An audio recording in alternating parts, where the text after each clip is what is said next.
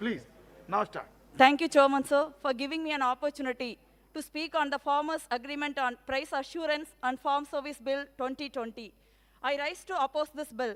So, at the outset, I would like to remind the government, through you, sir, of their poll promise of doubling the farmers' income by 2022. Standing only 2 years away from the deadline, we expect any agriculture reforms should be in that direction. The answer to whether this bill and other two bills are in that direction, a big no. I am sorry to say this. Instead of comprehensive approach, the government comes up with just cosmetic changes that favors only the corporates and multinationals in the guise of supporting the farmers. At first glance, the bill looks like promised Achedin, which disappeared from 2014. There is a registration authority, guaranteed price, quality produce, dispute settlement mechanism, etc. However, the devil is in the details. For example, what if the agreed amount is not paid before the delivery of the produce? How many farmers are educated enough to read and fully understand the terms and conditions in the agreement?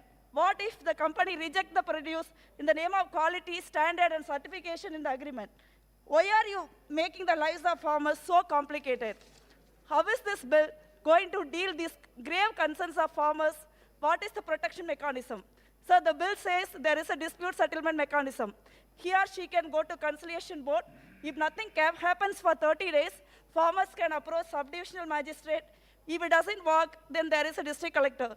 Sir, in this process, simple poor farmers will be pitted in a long legal battle against corporate giants. What is the guarantee that justice will be granted after all this mental drama? Farmers' livelihood and hope will be destroyed in the process. A recent scenario that will explain this will. A year ago, PepsiCo had sued some Gujarat farmers for 1 crore for illegally growing and selling a potato variety registered by PepsiCo. The farmers were not aware that PepsiCo registered a particular variety of potato. This is the situation.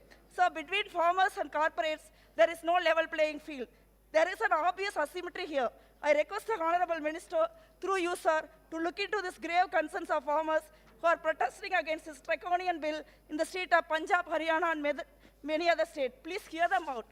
So further, the center hasn't bothered to consult the state. Despite agriculture is a state subject, is this a cooperative federalism for which Honorable we advocate?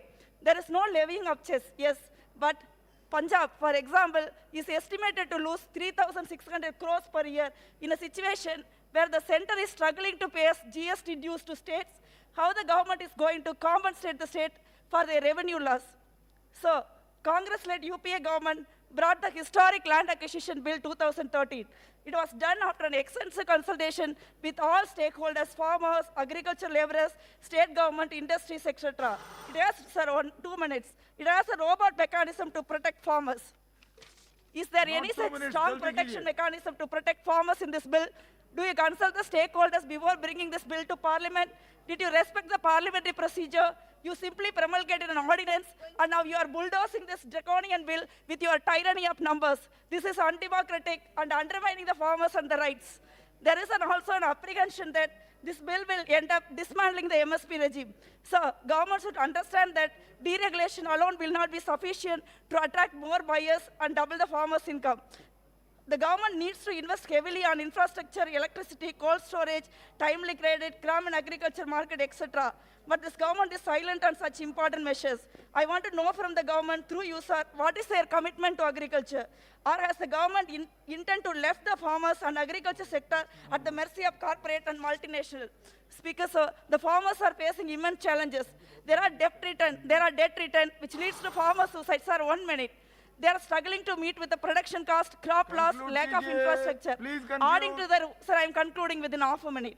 Adding to the rules, you are pressurizing state governments to do away with the free electricity, which is a lifeline for farmers. The name of PM Kisan, thousands of crores scam is going on across the country. Tamil Nadu alone, it has crossed 1,000 crores. Now you are bringing this draconian bill to blow a death nail on farmers. So this bill only sir, I am concluding, sir, further disempower the farmers and strengthen the corporate.